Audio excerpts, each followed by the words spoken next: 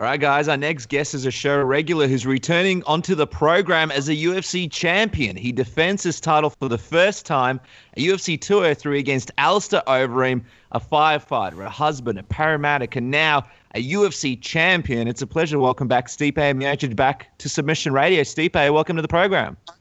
Hey, thanks for having me on. It's always great when you come on. Welcome back to the show. 2016 has been a crazy whirlwind for you with, the wedding, winning a title, and the Cavs winning the NBA championship trifecta. When you wrote your New Year's resolutions for 2016, has anything been left out? Because we imagine most of your wishes came true, Stipe. But I'm going to be the champ for a long time, so, you'll see that soon. Okay, and I guess just checking that list, anything that you're still waiting on happening outside your championship goals? Having a baby. Ooh. Is this in the planning already? You're a busy man, Stipe. Baby already. Trying to plant that seed. Has the seed been planted, or this is just a sort of to be announced kind of situation? Nothing's been planted yet, so I've been trying. So it's been a good couple of weeks for me since the wedding. All right, well let's get back. Let's go back for a second to when you fought Werdum for the title. You had the wedding coming up soon after the fight. Now that it's all said and done, give us the truth, Stipe. How much pressure did you have from your wife to try and keep the facial bruising to a minimum going into that fight? Honestly, she didn't care at all. She was just happy I was fighting for the title, and if I got a lot of nicks and bruises from it, she wouldn't have cared. She was just happy that she was getting to marry me, which I was the same way. She wouldn't have postponed the wedding or gotten a body double to come in for the wedding photo. Yeah, the week of the wedding, I wanted to get some sparring in, but she made me put that big headgear on with the bar, so I had to wear a bar headgear for the week of the wedding, which is understandable. Yeah, the sacrifices that you have to make. Just curious, with sparring, do you normally wear headgear or you normally prefer without it? No, I wear headgear, regular headgear, unless I get like a laceration or something, or just to be safe for my mouth or a big cut in my mouth. I wear a bar headgear once in a while, but that's very seldom. Was there any point? Sorry, you go, Dennis. I was just going to ask Stipe about the headgear. We know Brock Lesnar gets the XXL gloves because he's got the big hands. Now, you're a great guy, Stipe, but you're known for having a bit of a big head. Did you have to get that thing custom ordered? No, thank God I didn't. Now, Stipe, you were able to put Werdum away rather handily and early on in the fight. Did you expect the fight to finish so quickly and decisively? Well, I always try to, but you never know what's going to happen in a fight, man. Anything can happen. It's the best thing about MMA. It's as real as it gets. So, I just caught with a good right hand, man. I knew it was inevitable. I hit him with that first right. I know he didn't like that too much, and so when I was backpedaling, I knew he was coming after me. I knew it was just a matter of time. I was going to get on that chin. Oh, it was an amazing finish. I don't know whether you're one of those guys who's sort of big into visualization. I mean, leading up to that fight, maybe the week of, maybe the day of, was there any scenario that played out in your head, and was it in any way similar to what actually happened in the fight? Oh, yeah. I have a million scenarios that go, in my head up to the fight, good things or bad things, things I might get into, things I might not, it's just nonstop. So, but I do work on going backwards and stepping to the right and hitting with, throwing a big right hand. So, it worked out well. Well, what I love about the finish of that fight, and when you get the belt around your waist, is we could actually see the fact that you're the world champion sink into your brain as you realize, hey, I'm the world champ. I'm the world champ. Got to ask, man, what was that moment like, and how long did it actually take to fully sink in that you're the new champ? So I don't think it's still sunk in yet. I think I'm just, fighting, 203 is the same as usual, business as usual. I know it's at home and everything, but it's a fight, man, and it's got a little hardware attached to it, but nothing new. It's 5 rounds, ready to roll, ready to have some fun. Every time we've spoken to you on this show, you've always had a one-track mind. Your goal and focus has been on winning that belt. I'm just wondering, how long ago was it, and when did you first decide that you wanted to become the UFC champion? Do you sort of remember that moment where you said, you know what, this is my goal. I will become the UFC heavyweight champion? How long ago was that? Oh, man, I think when I started MMA like 10 years ago. Wow. Can you pinpoint a certain moment? Was it like in an amateur fight in the gym? Was this a completely different Stipe back then? Well, first off, my goal was, I had different goal. Just like ladders, first was to get to the UFC, then to win in the UFC, and then get in the top 10, then get top 5, then eventually get a title shot, and eventually be the champ. And now my goal is, I'm going to keep this belt for a long time. I want to be I'm going to be the known heavyweight. Someone that held the belt on longer than 2 times. I got a lot of goals I always, set to myself. So, I can't, pick which exactly moment at that time I want to be UFC champ. I know that when I started, that's what I wanted to do. The UFC belt has never been defended, more than 3 times. Do you want to be the first man to be able to do that? Oh, of course. I will be. Well, let's talk about that belt for a second. We've seen you wear it on the side of the road near the firehouse. The big question is, where haven't you worn the belt yet? And what's a place you'd really like to wear it that you've been a little bit unsure about? Honestly, I don't like wearing it, man. I had to wear it. When I went to work, all the guys wanted to see it, so I brought it in.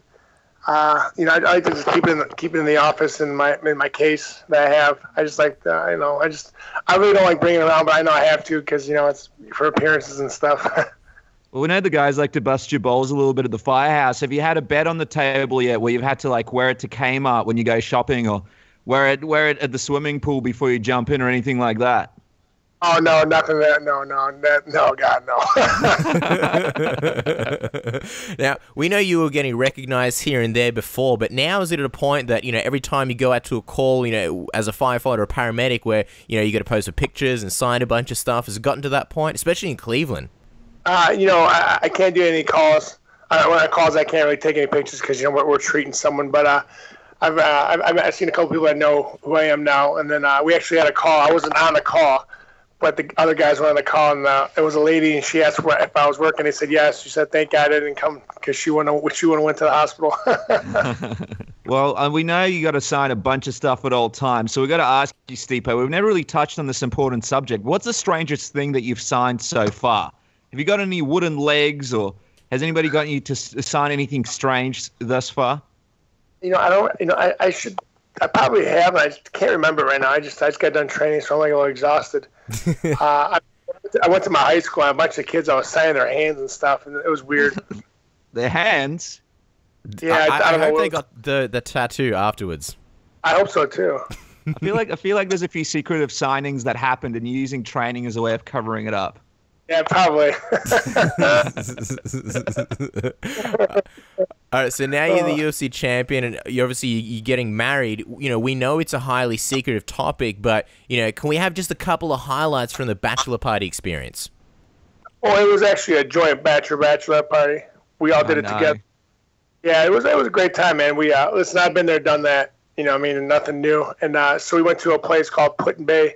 It's about 2 hours from our house. It's a little island off in Lake Erie, and it's pretty much like a drinking place where everyone goes and drinks for the weekend and has fun at a bunch of bars, and it's like a family getaway. And we went there, man. We spent the whole weekend. The guys had a house, the girls had a house.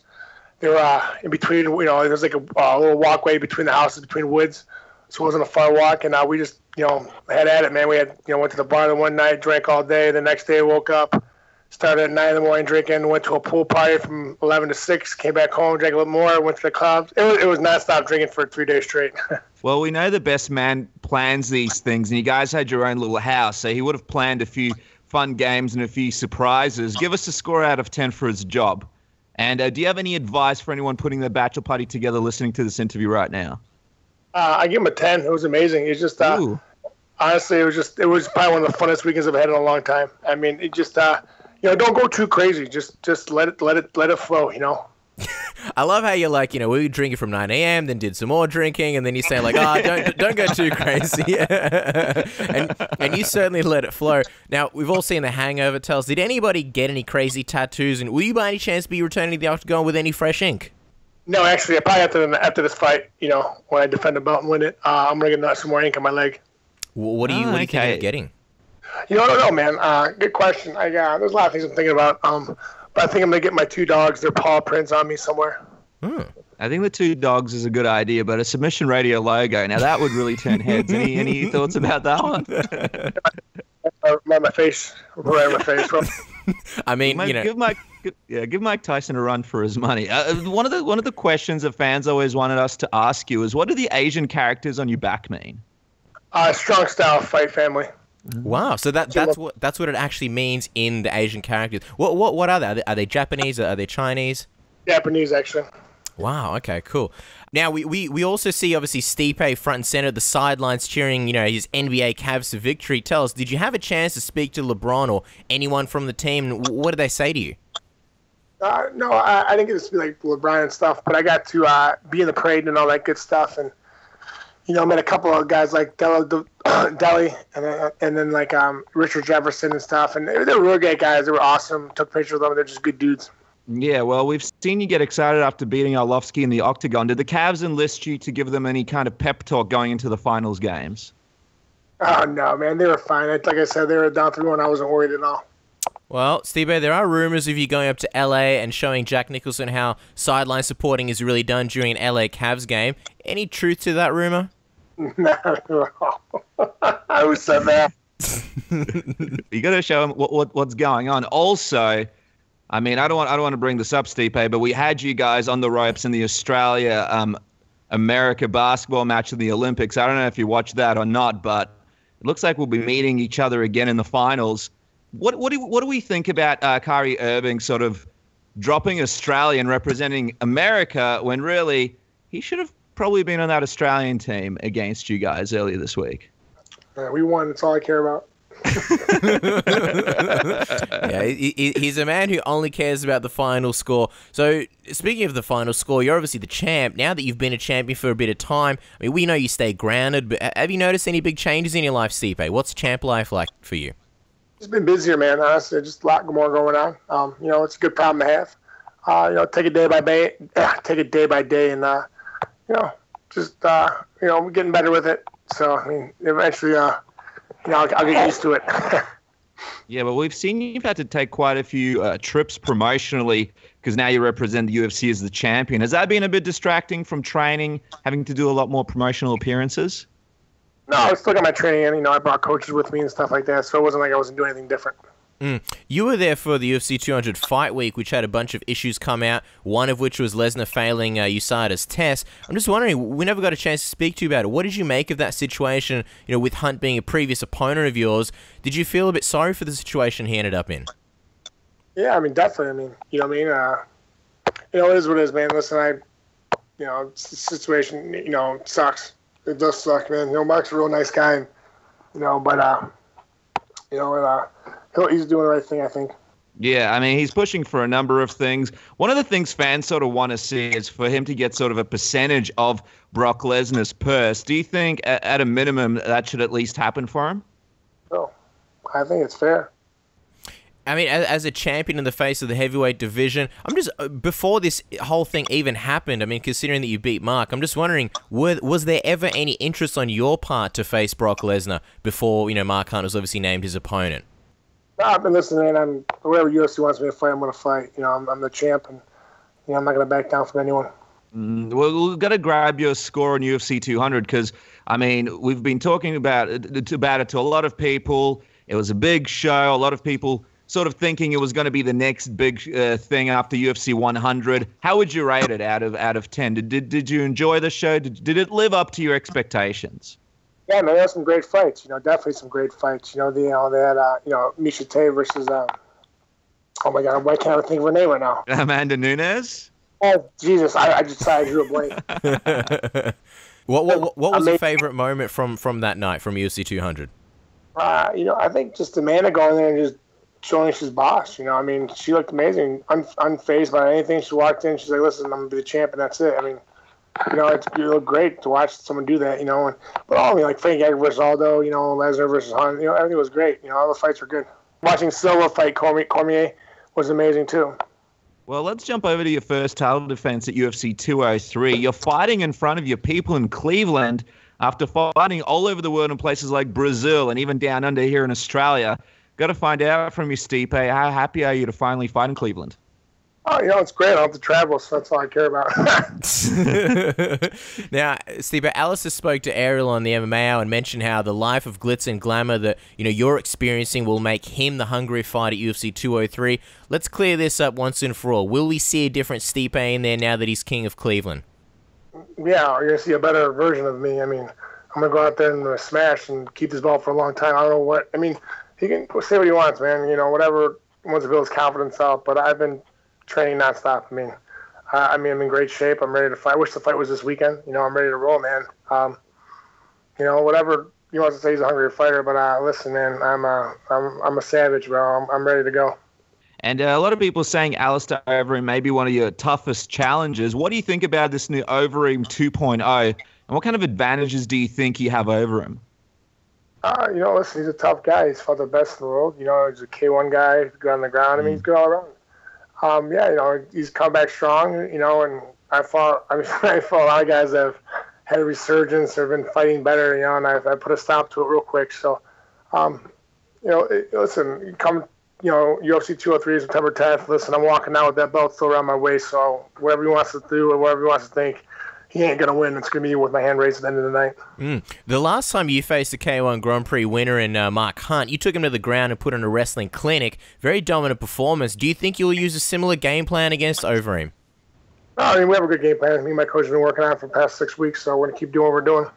I mean, UFC champion, a married man, everything's going your way, but what would it mean to you to have beaten 2 former K-1 Grand Prix winners?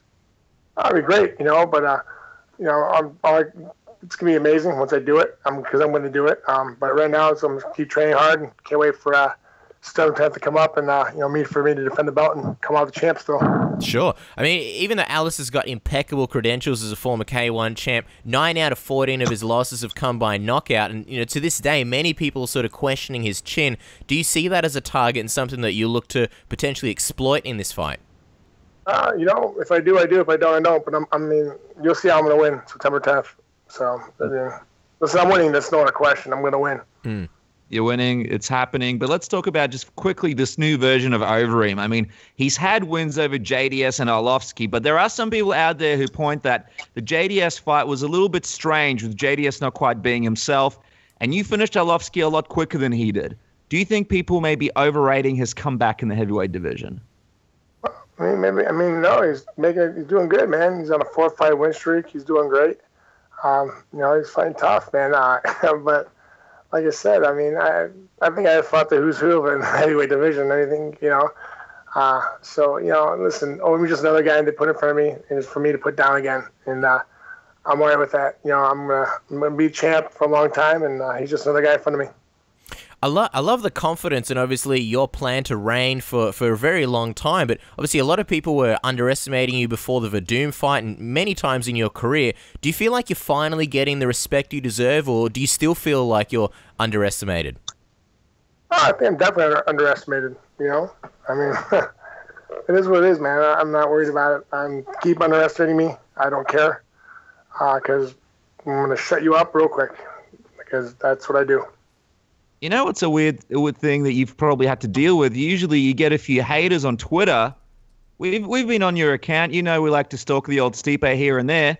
All of a sudden, there's a lot of positivity for Stipe, not as many haters. Is that something weird for you to deal with on social media?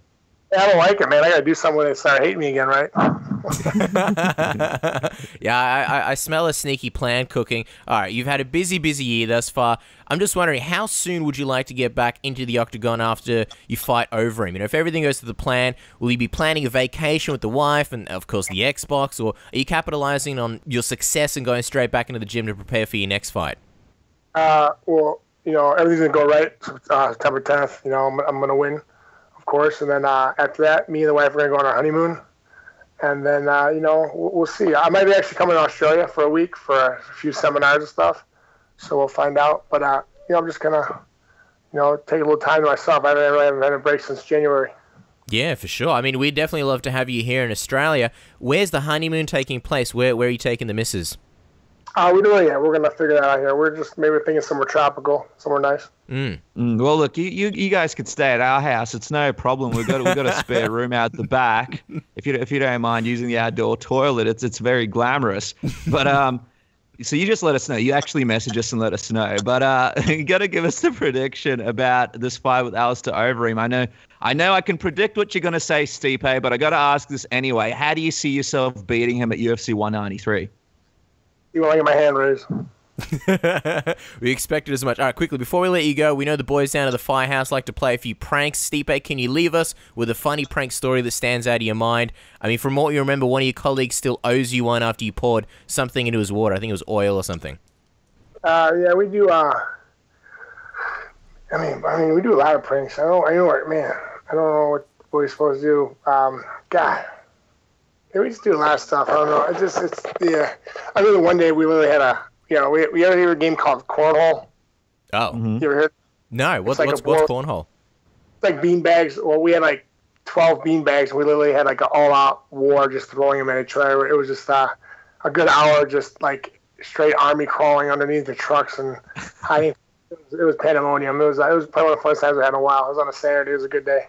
Wow, they have to just do a reality show based on your life at the firehouse. I feel like this is something that the UFC needs to do now that it's owned by a entertainment company. But there you guys go. He's the UFC World Heavyweight Champion. Stipe defends his belt for the first time at UFC 203 on September 10th or 11th here in Australia. And make sure to follow him on his championship caliber Twitter page at Stipe Miocic UFC. Stipe, thank you so much for coming onto the program, and best of luck preparing for UFC 203.